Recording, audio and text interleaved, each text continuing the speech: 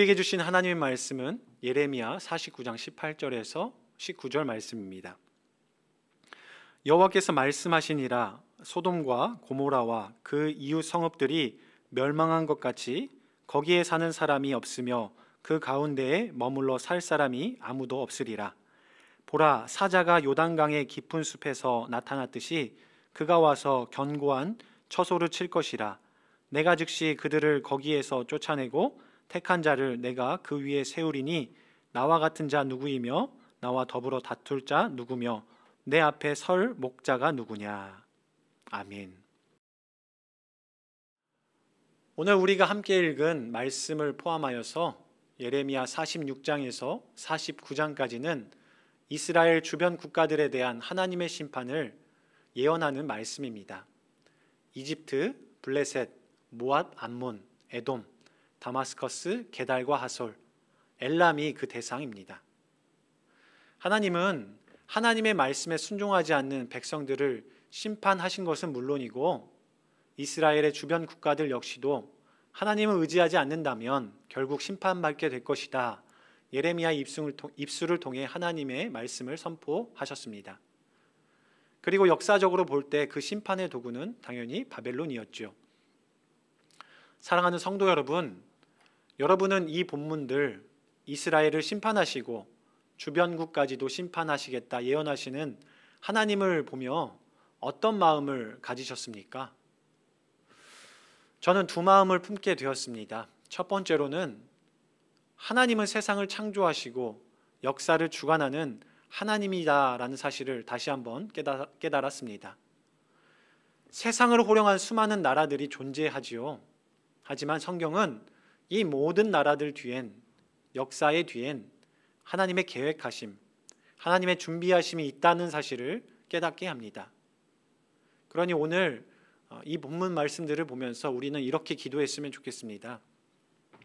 역사를 주관하신 하나님, 우리나라를 불쌍히 여겨 주옵소서. 우리나라 위정자들이 하나님을 두려워하고 하나님의 뜻을 이루는 정치를 하도록 인도하여 주옵소서. 또한 저희들의 무분별한 자연 파괴로 인해서 역병과 홍수, 가뭄으로 온 세계가 아파하고 있는 이때에 저희들의 탐욕을 멈추고 역사의 주관자이신 여호와께 돌아갈 수 있도록 주님 저희들을 인도하여 주옵소서. 역사의 주관자이신 하나님께 기도해야 될 때일 줄로 믿습니다. 이스라엘의 주변국을 심판하시겠다 말씀하시는 하나님의 모습을 보면서 저는 또 우리 그리스도인들이 반드시 굳건히 서 있어야 하는구나, 이것을 깨닫게 됩니다. 하나님의 백성인 이스라엘이 무너지니까 어떻게 되었습니까? 이 하나가 무너지니까 연달아서 무너지는 도미노처럼 그 심판의 여파가 주변국으로 향하게 되었습니다. 이것은 무엇을 의미할까요? 저는 이스라엘이 영적으로 주변국들을 지탱해 주었다, 이렇게 믿습니다. 예레미야는 오늘 말씀으로 그 사실을 소돔과 고모라의 심판을 빗대어서 말씀하죠. 18절입니다. 여호와께서 말씀하시니라. 소돔과 고모라와 그 이웃 성들이 멸망한 것 같이 거기에 사는 사람이 없으며 그 가운데에 머물러 살 사람이 아무도 없으리라. 예레미야는 소돔과 고모라가 멸망할 때 그 이웃 성들이 함께 멸망했다라고 말합니다. 소돔과 고모라가 그 이웃성을 지탱해 주었다라는 말씀이지요. 그렇다면 소돔과 고모라는 왜 멸망당했습니까? 그 성이 타락해서 하나님의 말씀에 불순종해서? 맞습니다. 그러나 그 성이 멸망당한 이유는 거기서 신명을 찾으시면 어찌하려 하시나이까 이르시되 내가 그 신명으로 말미암아 멸하지 아니하리라. 사실 소돔과 고모라 그 성에 의인 10명이 없었기 때문에 그 성이 멸망한 것입니다. 하나님의 말씀에 순종하는 신실한 10명이 없었기 때문에 소돔과 고모라는 멸망당했고 도미노처럼 그 주변 성읍도 멸망당한 것입니다. 오늘 말씀도 마찬가지지요. 하나님의 백성 이스라엘이 온전히 서지 못하니 심판을 당하게 되었고 그로 인해 주변 나라들도 심판을 피하지 못했습니다. 이스라엘에 의인 10명 같은 존재가 없었기 때문입니다. 그러므로 우리가 오늘 말씀으로 깨닫게 되는 것은 의인 10명 같은 온전한 그리스도인이 중요하다라는 것입니다. 그리고 바로 내가 그 온전한 그리스도인이 되어야 한다라는 사실이죠. 우리 가정이 무너지지 않기 위해선 먼저 내가 온전히 서 있어야 한다라는 겁니다. 이것은 가정, 교회, 사회 어디나 마찬가지입니다. 우리 그리스도인들이 말씀으로 신앙으로 온전히 서 있어야 세상이 무너지지 않는 것입니다. 예수님 말씀하셨습니다. 너희는 세상의 소금이니 소금이 만일 그 맛을 잃으면 무엇으로 짜게 하리요. 예수 믿는 나로 인해 우리 가정이, 교회가, 그리고 우리 사회가 부패하지 않고 유지하고 있다라는 말이죠. 그래서 오늘 말씀으로 우리는 내 자신이 얼마나 중요한 존재인지를 다시 한번 깨닫게 됩니다. 사랑하는 성도 여러분, 여러분들이 쓰러지면 모든 게 쓰러집니다.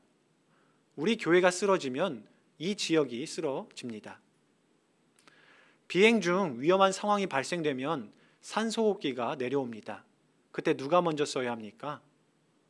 내 아이, 내 가족, 주변 사람들? 아닙니다. 내가 먼저 충분히 써야 합니다.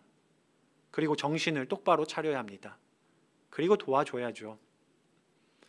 하나님의 심판 앞에서 혹은 하늘의 진노 앞에서 내가 먼저 하나님의 말씀에 집중하고 하나님의 말씀으로 돌아가야 합니다. 그것이 옳은 것입니다. 그래서 오늘 이 시간 함께 기도하실 때 또 이렇게 기도하셨으면 좋겠습니다. 하나님 저를 꼭 붙잡아 주옵소서. 믿음 흔들리지 않게 더욱 말씀 앞으로 다가설 수 있도록 주님 인도하여 주시옵소서. 그리고 가정과 이웃을 위해 제가 빛과 소금이 되게 하여 주옵소서.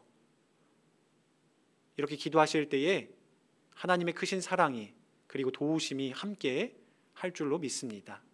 우리 다 함께 기도하겠습니다. 우리의 생사화복을 주장하시는 창조주 하나님, 이스라엘이 멸망당하고 또한 그 주변국이 심판받을 것을 예언하는 오늘 본문을 통하여서 주님, 하나님이 역사의 주관자이심을 다시 한번 깨닫습니다. 하나님, 세상이 어렵고 고통 가운데 있는데 주님 긍휼히 여겨주셔서 이 세상이 하나님의 나라로 변해갈 수 있도록 역사하여 주시옵소서. 또한 주님, 남유다가 그렇게 중요하다는 사실을 오늘 이 시간 다시 한번 깨닫습니다.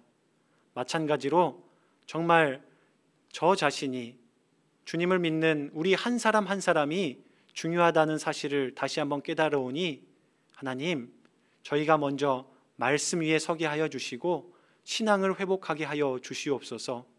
그래서 이 땅에 빛과 소금이 될 수 있도록 주님 오늘 하루도 저희와 함께 하여 주시고 저희의 믿음을 굳건히 세워 주시옵소서. 이제는 우리 주 예수 그리스도의 은혜와 하나님의 사랑과 성령님의 교통하심이 하나님 말씀을 붙잡으며 먼저 실천하며 그 말씀을 세상에 전함으로 세상의 빛과 소금의 역할을 감당하는 우리 모든 능곡교회 믿음의 식구들 머리 위에, 그들의 가정과 사업장 위에 지금부터 영원토록 함께 하시기를 간절히 축원하옵나이다. 아멘.